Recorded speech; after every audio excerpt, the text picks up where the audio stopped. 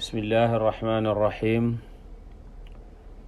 an aishata radiallahu anha zawji nnabiyi sallallahu alayhi wa sallama haddathat annaha qaalat li rasulillahi sallallahu alayhi wa sallama ya rasulallah hal ataa alayka yawmun kaana ashadda min yawmi uhudin.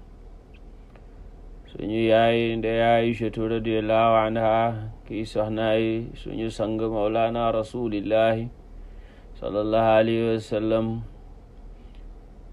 jëlee nañ ci moomu nettali ne bés dafa laaj yonantu sallallahu alayhi wa sallam ndax dikk na ci yow bés bu gën a métti bés Uhud, maanaam ci sa dund gi ndax daj nga ci lu gën a tat li nga daj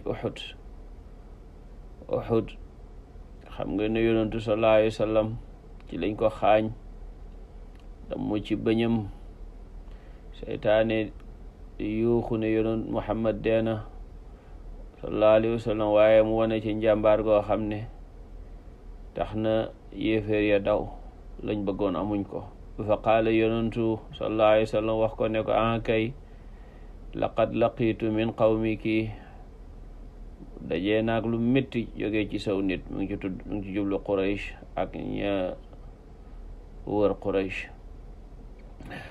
wa kaana ashaddu ma laqiitu minhum yawma al-aqabati, li gën a métti ci li ma dajeeg tukkee ci ñoom mooy la ma dajeeg bésu aqaba, muy bam demee Taif.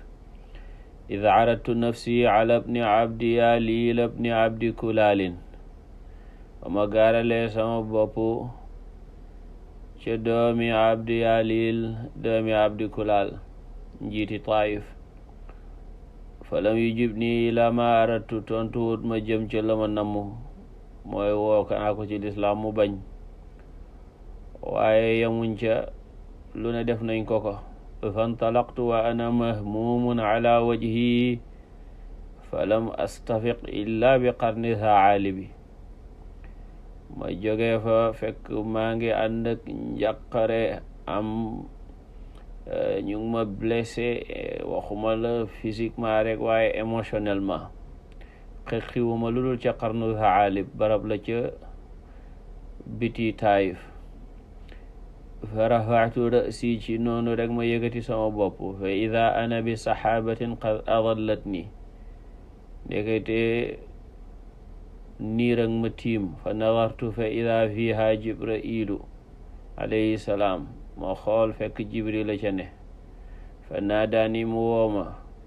fa qaala mu ne inna allaha azza wa jalla qad samica qawla qawmika laka, yàlla subhaanahu wa taala dégg na waxi saw nit ñeel la. wa ma raddu alayka, ak liñ la tontu. mi ngi leen wooyoo ci lislaam bañ giñ bañ ak niñ jëflanteeg yow, yàlla gis na ko. wa qad bacasa ilayka malaka aljibaali li ta'murahu bima shi'ta fihim, yónni na malaakaay doji ci yow ngir nga jox ko ndigal loo bëgg rek ci ñoom.